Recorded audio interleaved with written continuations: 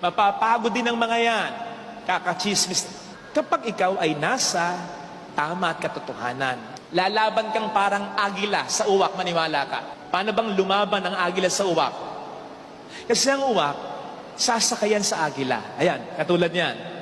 Pag sakay niya sa agila, tutukain yan likod ng agila.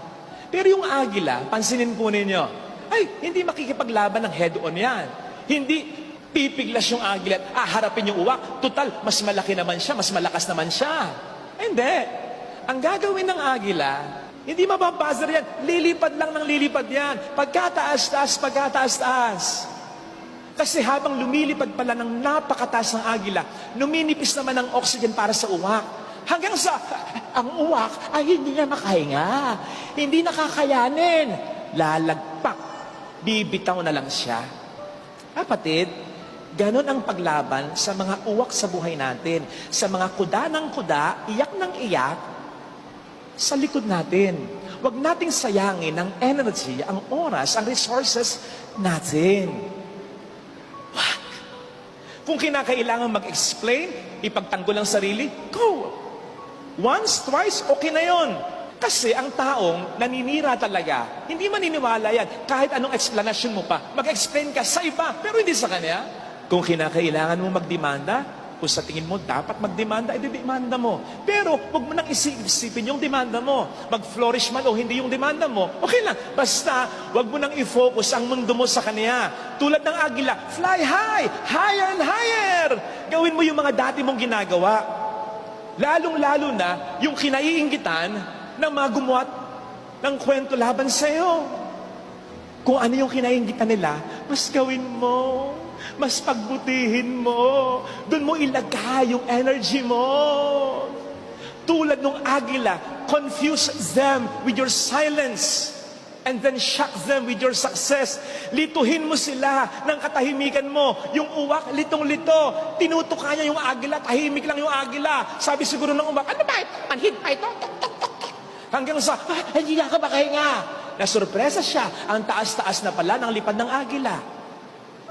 Lituhin mo siya ng katahimikan mo hanggang sa surpresahin mo na siya ng tagumpay mo. Mars, ganyan lang ang gawin mo, promise. Tandaan ninyo na kahit nasa tama tayo, kahit ang kwento ay hindi totoo, masasaktan pa rin tayo. Hindi pa rin ganun kadali yon. Lalong-lalo na kapag yung mga kwento-kwento at paratang ay galing sa mga taong hindi mo inaasahang panggagalingan.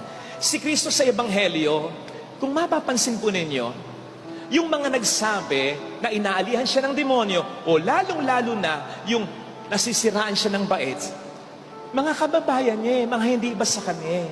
Kaya nga ang sabi niya, yung talinghaga tungkol sa mahati ang kaharian, kung hindi magsusuportahan, ang mga dapat ay nagkakampihan. Parang sinasabi niya sa mga nakakarinig sa kanya, kayo pa ba ang mag-aakusa na nasisiraan ako ng bait? Eh magkakapamilya tayo dito. Dapat nagkakampihan tayo. Doon nasaktan si Kristo. Natatandaan ninyo dati, hindi siya masyadong nakagawa ng himala dahil sa hindi pagsampalataya ng mga kababayan niya. Parang ganun din dito. Ang kwento, kahit hindi totoo, kahit nasa tama ka pa, masakit din ang dating.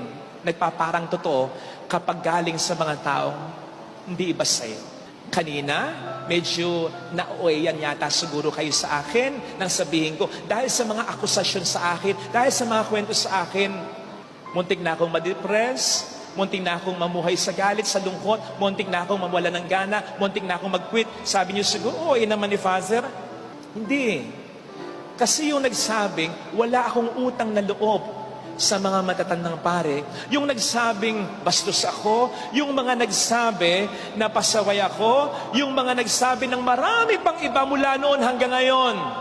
Hindi naman iglesia, hindi naman born again hindi naman protestante, majority, if not all, Katoliko. Yung iba, nakikilala ko yun ang mas masakit Mga lingkod ng simbahan, na-encounter ko in one way or another, pinakisamahan ko, yung pamilya, naging kaibigan ko. Yung iba, kabaro ko. Yun ang masakit. Kahit i-bash ako ng milyon-milyon na bashers, kakayanin ko. Magtetengang kawali lang ako. Pero, yung bashing ng hindi iba sa akin, hindi pwedeng pumasok dito, labas dito. Pumapasok dito. Nasasaktan. Katulad mo, maliitin ka na ng iba, murahin ka na ng iba, etsipwera ka ng iba, ikumpara ka ng iba sa mas magaling daw sa'yo, sa mas maganda sa'yo, husgahan ka na ng iba, pwedeng pumasok dito, labas dito.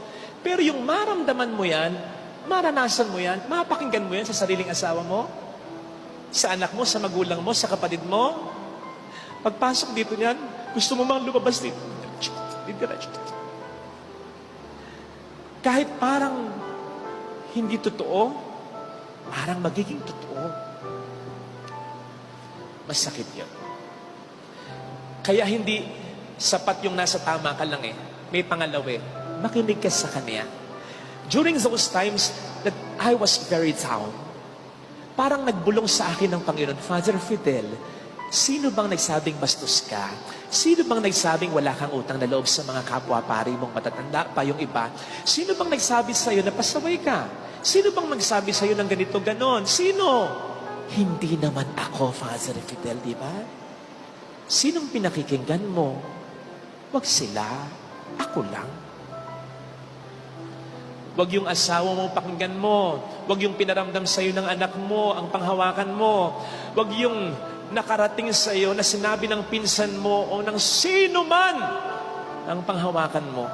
Kahit nga ito'y totoo.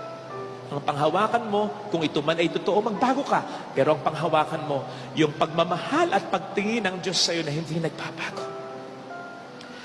Ito sana ang hilingin nating biyaya sa banal na pagdiriwang na ito.